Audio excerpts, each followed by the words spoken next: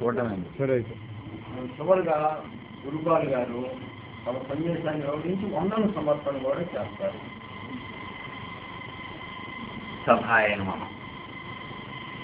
ఇవాళ అంబేద్కర్ 123వ సంస్మరణ దినోత్సవం మనం జరుపుకుంటున్నాం.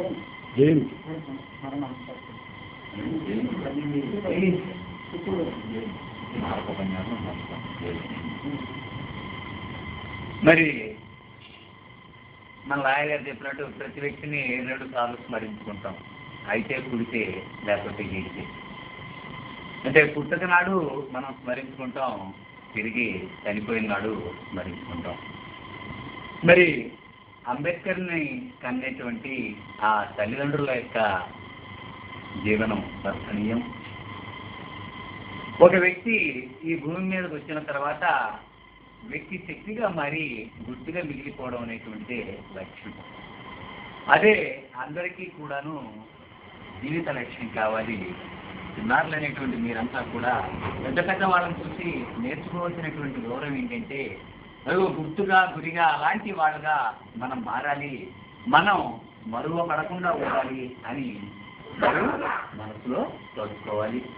మరి నా మిత్రుడు ఆంజనేయ స్వామి, మరి మేము సుమారు 5 సంవత్సరాలు కలిసి చదువుకున్నాం. మరి చిరకాలం నిలిచేటువంటి భావాలను లతికలాడి మనస్సు నిండా నింపుకొని ఆ పూర్ణతకు ఇవాళ ఒక ఇంపైనటువంటి రూపాన్ని ఇవ్వడం జరిగింది. మరి మన వాళ్ళందరూ కలిసి మరి ఒక మరువైనటువంటి సంఘటన అందరితో కలిసి చక్కగా సహపంచి భోజనం అనేటువంటిది ఏర్పాటు చేయడం నిజంగా చాలా వర్షనీయులని చాటుకుంటుంది. ఇవాళ రోజున వీరన్నట్టుగా ఒక కులంలోని వాళ్ళే శాఖాభేదాలుగా విడపడిపోయినటువంటి రోజులలో అనేక వివరాలను విదిలివేసి మనిషి మానవీయత్వాన్ని పంచడాన్నే మానవత, అంటే కలిసి మెలసి తిరగడమే మానవత అనేటువంటిది మనసులో మెదిలేటువంటి విధానంగా మరి చేయడానికి ఉద్దేశించినటువంటి ఈ సంకల్ప సభ చాలా ఉన్నతి కలిగినటువంటిది.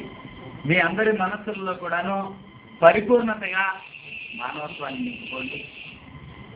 మరి ఈ నా సందేశానికి తోడు మరి మన మిత్రుడు రెండు శ్రీనివాసరావు గారు అభిలషించినట్లుగా ఈ సేవా కార్యక్రమం సభ సమాప్తి చేస్తూ మరి ఈ సభలో మొట్టమొదటిసారిగా అన్ని రకాల హంగులతో ఈ సేవాశ్రమాన్ని తీర్చిదిద్దినటువంటి ఆంజనేయ స్వామిని ప్రత్యేకంగా అభినందిస్తూ మరి మా మిత్రులు బొద్దులూరు రంగారావు గారు మరి పొద్దు తిరిగితే మొత్తం కాలం కలిసాం. మరి ఆయన ఆరంభికంగా అధ్యక్ష ఉపన్యాసం చేశారు. అలాగే ఏదో కొద్దిలో కొద్ది నా వంతు తెలిసి ఉవ్విళ్ళూరుతో ఉన్నటువంటి నా సహభాగస్వాములుగా ఉన్నటువంటి శేషరావు గారు మరి వస్తూనే తన యొక్క వినయమైనటువంటి చాలా వివరణాత్మకమైనటువంటి వివరాన్ని చెప్పారు. మరి చక్కగా అందరూ కూడాను ఈ సభను ఉల్లాసంగా గడిపి మరి ఇవాళ ఈ పిల్లలందరితో కలిసి బంధాన్ని పంచుకోవడానికి వేసుకొని ఇక్కడ అవకాశం కల్పించిన ఆనంద సేవా సమితి వారికి నా వైపు నుంచి ప్రత్యేక అభినందనలు చెబుతూ ఈ సభను